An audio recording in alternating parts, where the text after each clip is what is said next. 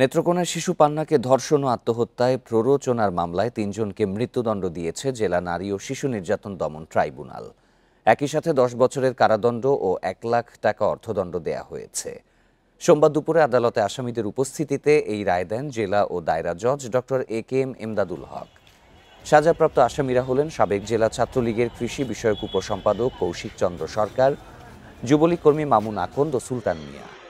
২০১৭ সনের ৩রা সেপ্টেম্বর রিকশা চালক লালচান মিয়ার মেয়ে পান্নাকে ডেকে নিয়ে ধর্ষণ করে দুর্বৃত্তরা।